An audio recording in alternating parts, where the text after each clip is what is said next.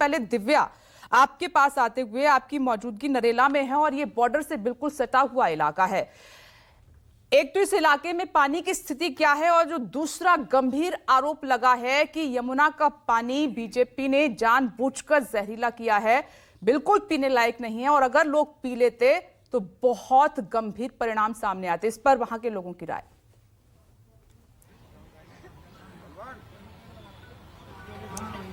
बिल्कुल, देखिए विपनेश, दिल्ली में विधानसभा चुनाव है, ऐसे में ऐसे राजनीतिक मुद्दे जरूर राजनीति में तैरते नजर आएंगे जो सीधा जो है लोगों के वोट को आकर्षित कर सकते हैं। और अब ये जो जल विवाद का मुद्दा है, ये पूरी तरीके से दिल्ली में इस वक्त छाया हुआ है। इससे पहले भी आम आदमी पार्टी की जो सरकार है वो कई बार हरियाणा सरकार पर पानी बाधित करने की, यानी कि पानी सप्लाई बाधित करने का आरोप लगाती रही है, क्योंकि ये तो साफ है कि दिल्ली में पानी का अपना कोई स्रोत नहीं है और वो पूरी तरह से पड़ोसी राज्यों पर निर्भर है। सबसे ज्यादा अहम रोल आता है हरियाणा का।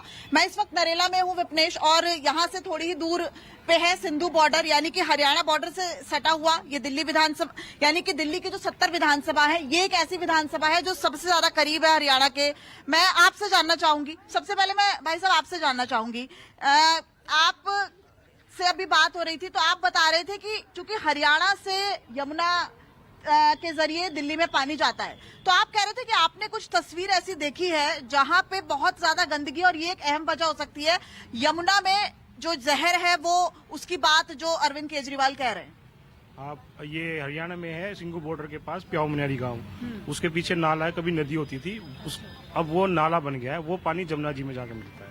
अच्छा, मैं 3 महीने पहले वहाँ गया था जमुना किनारे, तब मैंने देखा था। तो वो हरियाणा बॉर्डर में बिल्कुल, यानी कि उसकी साफ सफाई की जिम्मेदारी हरियाणा सरकार जी। बिल्कुल बिल्कुल।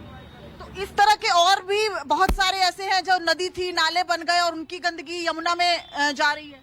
बिल्कुल जा रही है। और आपने एक चीज नोट नहीं की कि जो स्टार्टिंग पॉइंट है हमारा, दिल्ली का जो बॉर्डर लगता है यहाँ पे, यहीं से ही स्टार्ट है। और आप ये नहीं कि दिल्ली में ही गंदी है जमुना, पीछे से ही गंदी होती आ रही है।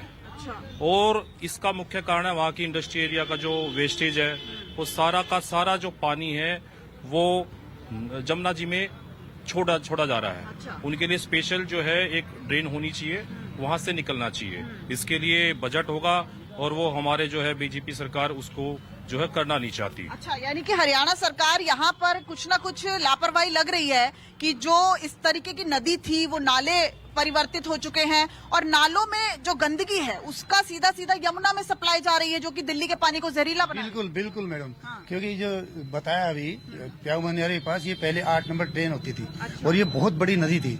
और अभी इसको नाला बना दिया गया। तो इसमें सारी गंद आ रही है, अभी पूरा नाला बन गई है। लेकिन सवाल अब ये भी है ना कि अब तो चुनाव है, चुनावों में क्या पानी इतना जहरीला हो गया? क्योंकि विपनेश मैं बताऊं, जितने भी दिल्ली में वाटर ट्रीटमेंट प्लान है, लगभग 1.1 ppm पानी जो है उसको ट्रीट करते हैं, लेकिन इस वक्त जो बताया जा रहा है 6.3 ppm पानी जो है वो इस वक्त जहरीला है। यानी कि मात्रा देखिए, 1.1 को ट्रीट करते हैं लेकिन इस वक्त 6.6 है, तो सही मायनों में जहरीला तो हो सकता है। हालांकि ये भी कहा जा रहा है कि इंजीनियर्स ने कैसे पता लगाया कि पानी इतना जहरीला है।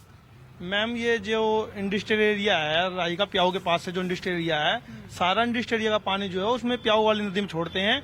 और जो हरियाणा के जितने भी स्टेट है, सारा इंडस्ट्रियल एरिया जो है उधर ही चला गया है। केमिकल की फैक्ट्री है, वो सारा का सारा पानी गंदे नाले में आता है और सीधा जाकर के वो सीधा जमुना नदी में छोड़ रखा है।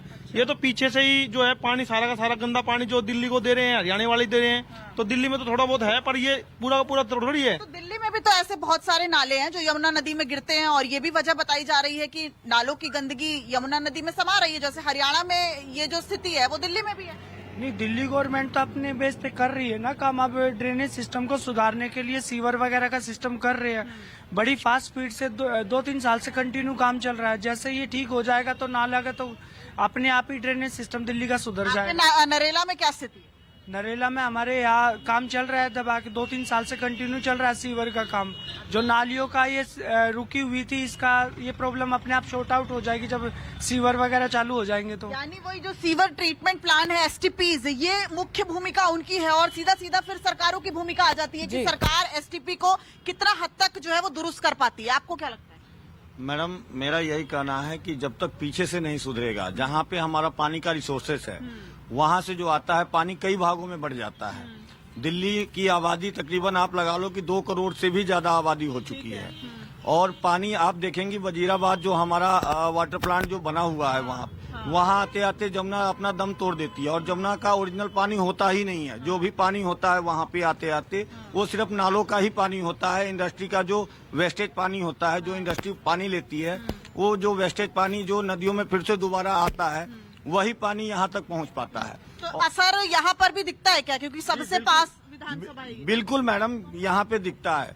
हम लोग के पास जो पानी आता है, दिल्ली सरकार ने, आपने देखा होगा कि पल्ला में हमारा पल्ला गांव के पास में जमुना नदी गुजरती है, वहाँ पे इन्होंने वाटर रिसोर्स प्लांट बैठा रखा है और यहाँ से ये जो हमारा बाढ़ का पानी जो आता है जमुना में आता है, उस पानी को स्टोर करते हैं ये, और उस स्टोरेज वाले पानी को वहाँ से ये क्या करते हैं कि फिल्टर करके हम लोगों को सप्लाई देते हैं वहाँ से, वो पानी हम लोगों को मिलता है। लेकिन वास्तविकता ये है कि पीछे से जो जमुना का पानी जो हमें आना चाहिए, जो हमारा अधिकार है दिल्ली का, वो पानी हमारे पास नहीं आ पा रहा। लेकिन सवाल यहाँ पर ये भी है विप्रेश कि आखिर ये जो टाइमिंग है, इस वक्त चूंकि 5 फरवरी को दिल्ली में मतदान है, 8 फरवरी को नतीजे आने हैं, तो क्या एकाएक पानी इतना जहरीला हो गया? जो लोग बता रहे हैं उससे वास्तविक बिल्कुल दिव्या, आप सही कह रही हैं कि चुनाव के वक्त ये यमुना का पानी इतना जहरीला कैसे हो गया है, ये भी एक अपने आप में बड़ा सवाल है।